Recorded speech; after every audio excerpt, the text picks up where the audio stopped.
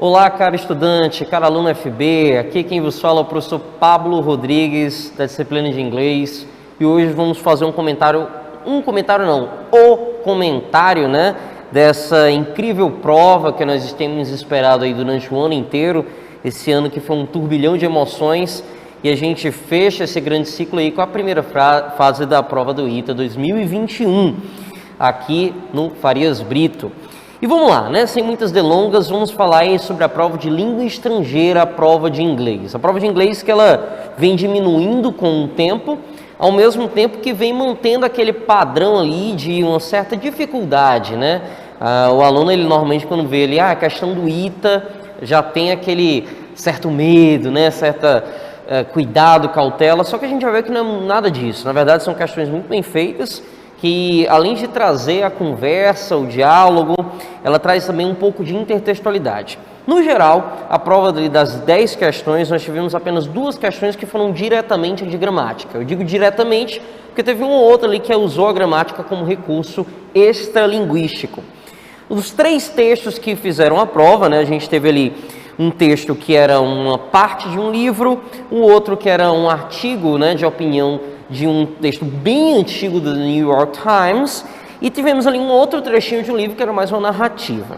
No geral, a maioria das questões que tiveram um peso mais importante na prova foram questões de vocabulário, né? Questões que pediam ali uma sinonímia, questões que trabalhavam, por exemplo, com achar uma palavra que pudesse substituir outra dentro do período sem alterar o significado. É um padrão de questão ali, muito seguido pelas provas dos vestibulares ali das escolas militares do país. Bom, no geral, vamos fazer ali uma conversa bem por cima ali dos textos, né? O texto número 1, que servia para 3 questões, é um texto introdutório. Ele, na verdade, é a primeira parte, né, de um livro chamado Civilization, de Clive Bell. Esse livro que foi editado ali, ele foi publicado em 1928, vocês vão entender que essa data é crucial para a resolução da questão.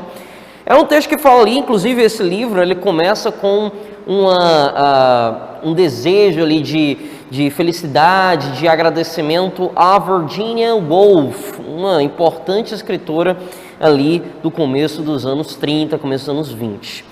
No que se diz respeito ao texto, né, ele fala ali sobre um evento da vida do autor, onde ele, no período da guerra, ele participou ali de uma chamada, né, de soldados para participarem do fronte de batalha ali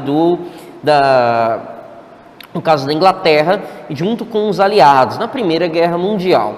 O que acontece é que todo esse senso de convocação para a guerra, ele girava em torno da palavra de "you're fighting for civilization", ou civilization, como o americano diria. Ou seja, você está lutando pela civilização.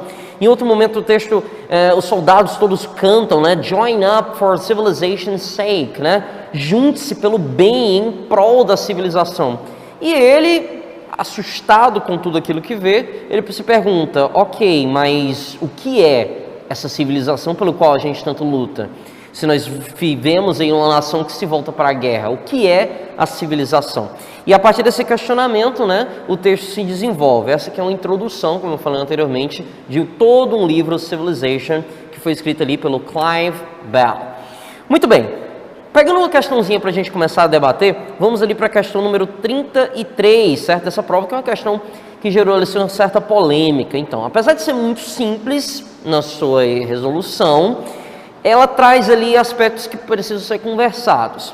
Por quê? Porque na questão ele deixa claro que ele quer uma palavra que substitua likeliness, né, que provém ali, é um substantivo que provém de um advérbio, likely, que é provável, possível. E ele quer que você ache uma palavra que dentro daquele período possa substituir ela sem muitas delongas, né, sem ter nenhum problema. Então, a palavra que a maioria dos dicionários trazem de uma tradução direta, de um sinônimo direto, é likelihood. Só que essa palavra não é muito convincente para a resposta, justamente porque no item D nós temos a palavra probably, que é uma palavra que também é traduzida como likelihood. Então você fica, tem 2 palavras com o mesmo significado? Provavelmente não é esse significado que eu quero no texto. E não é mesmo. No texto você precisa de uma palavra que dê uma ideia de semelhança.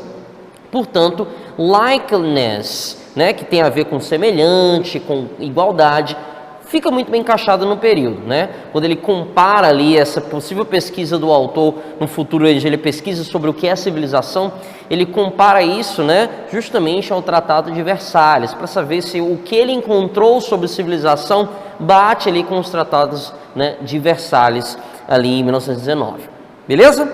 Bom, pulando ali para o texto número 2, esse que é interessantíssimo, provavelmente era o texto mais complicadinho da prova, traz ali uma abordagem atemporal. Por que eu digo atemporal? Porque se você tiver cuidado de olhar para a data onde o texto foi publicado, ele é de 1862.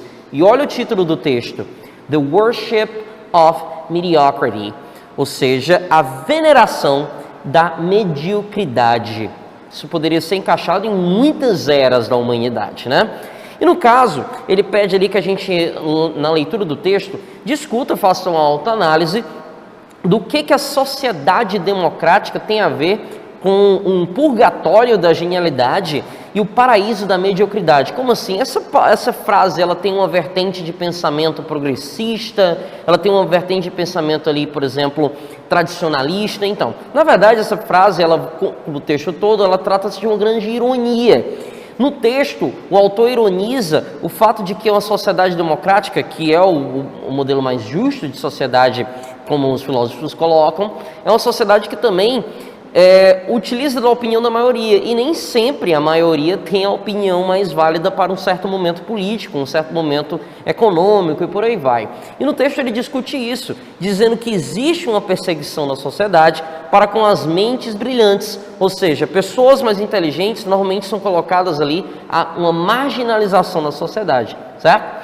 Ou seja, a gente tem aí uma discussão muito interessante do texto sobre isso. Ele até coloca no final do texto uma frase muito interessante, dizendo que minds of moderate caliber ordinarily condemn everything which is beyond their range. Ou seja, mentes de um calibre moderado, ou seja, mentes limitadas, ordinariamente, né, normalmente, condenam tudo que está além do seu alcance. Então essa frase resume muito bem a ideia do texto, colocando que mentes limitadas normalmente olham para pessoas que são mais inteligentes, mais pensantes e condenam essas pessoas. Por quê? Porque elas não as entendem. E o último texto que você teve na prova, o texto 3, era uma pequena narrativa de um pedaço de um livro, onde falava de uma família ali, que mãe e filho, né, que se mudavam ali frequentemente, apesar de não se mudar em distâncias muito grandes dentro da mesma cidade.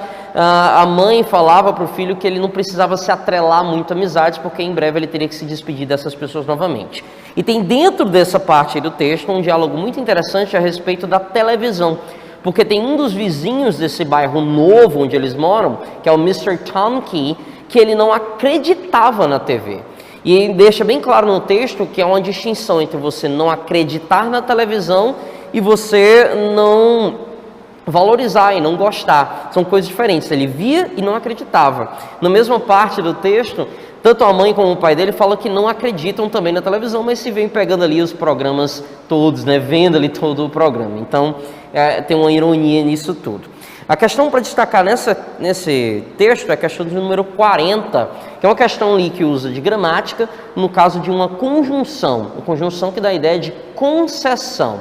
Still não é somente, né, ainda na questão de tempo. Ele também pode ser usado como uma concessão de adversidade, que dá a ideia de ainda assim. Ou seja, nós temos no período it was more of see you later situation, but still I adopted my mother's attitude. Ou seja, era mais uma situação de vejo você depois, mas ainda assim, mesmo jeito, eu adotei a atitude da minha mãe. Então a gente marcaria a alternativa C, que dá uma ideia de concessão.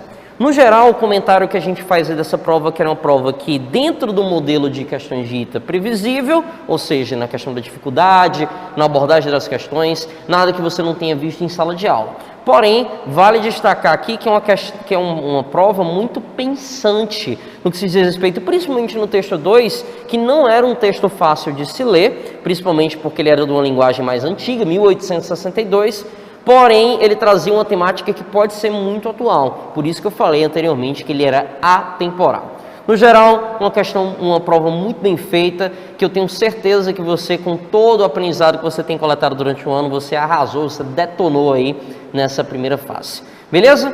Pois, meus queridos, vou ficando por aqui. Um abraço a todos, um abraço virtual, né? Nós não podemos estar ali presencialmente um do lado do outro, mas quero agradecer e parabenizar você por toda essa luta que foi 2020, e eu tenho certeza que você chegou aqui e representou o que é ser um aluno Turma ITA. Beleza? Pois um forte abraço, fiquem bem e a gente se vê em outro momento. Tchau, tchau, gente.